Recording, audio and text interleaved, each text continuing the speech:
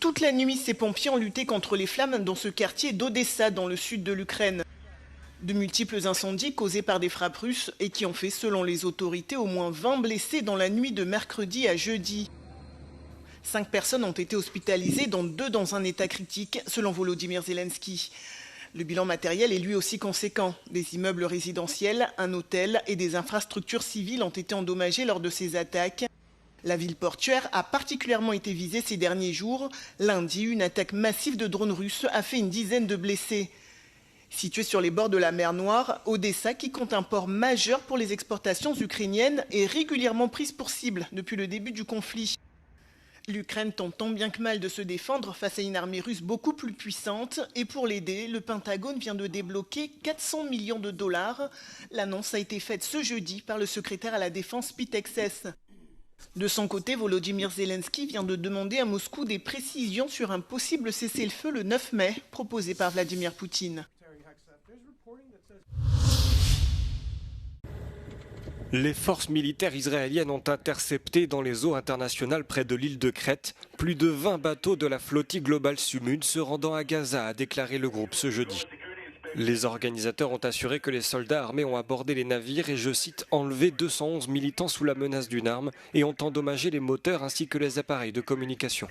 Le porte-parole du ministère français des Affaires étrangères, Pascal Convafreux, a indiqué que 15 Français font partie des personnes arrêtées. Par la suite, le ministère israélien des Affaires étrangères a annoncé que ses forces avaient arrêté 175 militants à bord de plus de 20 bateaux, ajoutant qu'ils faisaient désormais route vers Israël pacifiquement selon ses termes. Les arrestations ont commencé aux premières heures de ce jeudi à plus de 600 miles marins au large des côtes de Gaza. Les représentants de la flottille ont qualifié cet acte de violation flagrante du droit et ont dénoncé des enlèvements dans les eaux internationales sur lesquelles Israël n'a aucune juridiction. Le groupe a également déclaré que certains bateaux avaient été endommagés et laissés à la dérive, mais on ignore encore si les forces israéliennes ont laissé des militants à bord de ces navires. La flottille transportait de l'aide humanitaire et avait pour objectif de briser le blocus naval israélien de Gaza afin de mettre en lumière le sort du peuple palestinien. Les militants affirment qu'ils restent déterminés à se rendre à Gaza malgré ce qu'ils qualifient de harcèlement. Israël avait précédemment qualifié la flottille de provocation politique ayant des liens présumés avec le Hamas, ce que le groupe a rejeté.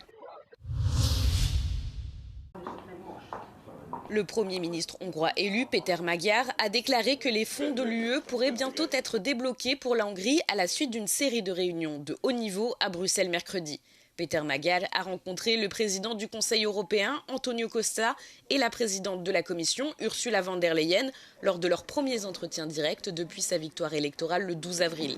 Selon Ursula von der Leyen, les deux dirigeants ont discuté des mesures nécessaires pour débloquer les fonds européens destinés à la Hongrie, bloqués sous le mandat de Viktor Orban. Le Premier ministre élu hongrois a déclaré dans un message publié sur les réseaux sociaux que les discussions avaient été très constructives et productives, appelant à ce que les négociations avancent rapidement.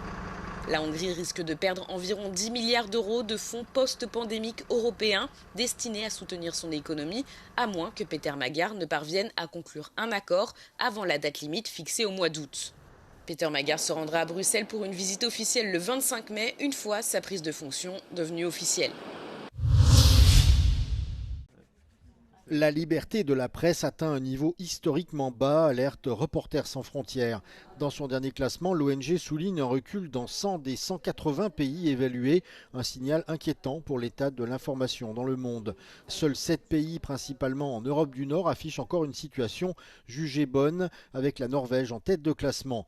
Écoutez le directeur général de RSF. Si on mesure en termes de couleur dans la carte du classement mondial, vous voyez qu'au début du classement en 2002, 20% de la population mondiale habitait dans des pays où la situation était considérée comme bonne ou plutôt bonne. Aujourd'hui, ce n'est plus que 1%. Le rapport souligne également le recul de la liberté de la presse aux États-Unis, qu'il attribue à des attaques systématiques contre les journalistes par Donald Trump et son administration. La parole politique sous Donald Trump contre les journalistes est complètement débridée. Vous avez des injures à répétition contre les reporters, vous avez une délégitimation du travail des journalistes, vous avez aussi un définancement délibéré des médias publics, que ce soit les médias publics nationaux ou internationaux américains.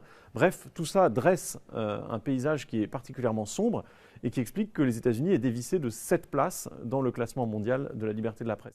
RSF indique que si les États membres de l'UE conservent leur position de tête dans le classement, en partie grâce à la récente loi européenne sur la liberté des médias, certains pays de l'UE continuent d'enfreindre la législation. L'Union européenne n'a pas écouté ni compris le Sahel, selon l'envoyé spécial de l'UE dans la région, João Cravino. Il a déclaré que la situation au Mali est désormais extrêmement instable après une série d'attaques ce week-end et l'assassinat du ministre de la Défense par des djihadistes et des groupes rebelles. Depuis 2022 et le retrait des troupes françaises de la région, l'Europe n'a qu'une présence minime dans le Sahel. L'envoyé spécial de l'UE a reconnu que l'Union n'avait pas le monopole dans la région. Le Mali, Tchad, Niger, Soudan se sont ces dernières années principalement tournés vers des partenariats avec d'autres acteurs, principalement la Chine, l'Iran et la Russie. Un choix que João Cravino comprend. This is a region that must be respected for what it is, and it is perfectly legitimate for other countries to have partnerships with other parts of the world. However, having said that, I don't think any other part of the world has the same level of direct interest as Europe does. Pour nombreux pays du Sahel, ces partenariats ont l'avantage d'avoir des conditions moins restrictives que l'aide offerte par l'Union, mais João Cravino s'est prononcé contre une dépendance excessive à ces alliances. It's very clear that there is no solution through military means alone. The Russians only offer military support, they offer nothing else. L'envoyé spécial de l'UE au Sahel a souligné que l'Union s'efforce d'améliorer le dialogue avec les régimes au pouvoir dans la région du Sahel. Mardi, la ville de Cascais au Portugal a accueilli la convention ASD, un rassemblement européen des secteurs de l'aérospatial, de la sécurité et de la défense.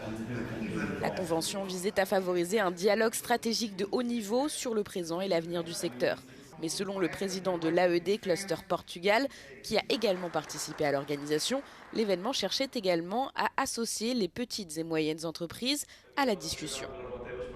E porquê é que é tão importante falarmos das pequenas e médias empresas? Porque tipicamente elas são mais ágeis, mais dinâmicas, mais rápidas a reagir a novas necessidades de mercado. E o que tem acontecido no cenário operacional, tanto na Ucrânia como no Médio Oriente, é que as grandes plataformas existem, vão continuar a existir, mas as pequenas plataformas são muitas vezes a resposta naquele dia. Le dialogue entre les forces armées, le gouvernement et l'industrie est déjà une pratique récurrente au Portugal, surtout depuis le début de la guerre en Ukraine, qui a obligé les États européens à repenser leurs alliances et stratégies. Tem existido trabalho muito intenso e coordenado, integrado mesmo entre defesa, no qual não apenas o Ministério da Defesa, mas também os ramos das Forças Armadas e a indústria. Seja no cluster nacional, seja no cluster internacional. E, portanto, há claramente neste momento, por via da aceleração que tem sido posta a público, uma necessidade que essa integração seja cada vez mais efetiva e conduzindo a resultados que no final do dia sejam benéficos para ambos os lados. Et à l'heure où les pays de l'OTAN s'engagent à investir 5% de leur PIB dans la défense d'ici 2035, le secteur réaffirme l'importance de la durabilité. Le Portugal, par exemple, réfléchit non seulement du point de vue de ses besoins, mais aussi d'un potentiel d'exportation. Mais do que um objetivo credível, tem que ser um objetivo sustentável. A defesa é uma prioridade, mas não podemos esquecer toda a mochila de investimento que houve na área de sustentabilidade a nível europeu e que a Europa lidera a nível global. Reste alors un défi, celui de mobiliser l'ensemble du secteur.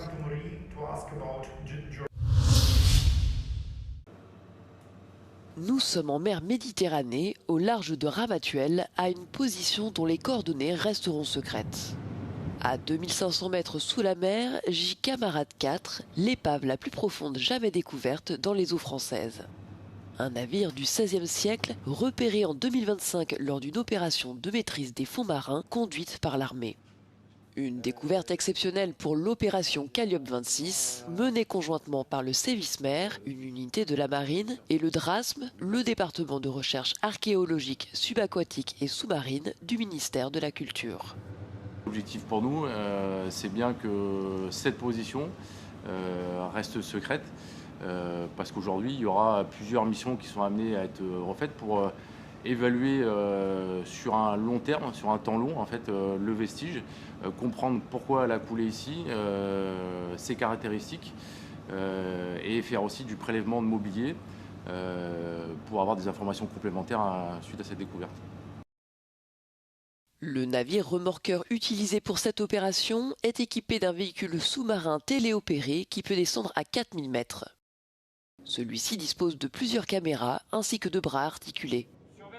Donc on va prendre toute une série de clichés qui se superposent les uns aux autres et qui vont être remontés grâce à un traitement photogrammétrique, ce qui va nous permettre de générer une ortho-image, donc un plan complet de l'épave, et aussi un modèle 3D sur lequel on va pouvoir faire des mesures et aller prendre le calibre des barres de fer, aller prendre la longueur de l'ancre, la dimension des canons. Tout ça, ce sont des éléments de base qui vont nous servir à collecter toute la documentation de l'épave. Des centaines de pichets se révèlent, ainsi que des assiettes richement décorées.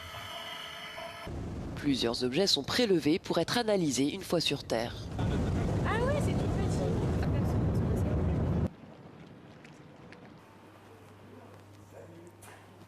Au laboratoire du Drasme, à Marseille, les céramiques sont passées délicatement sous l'eau.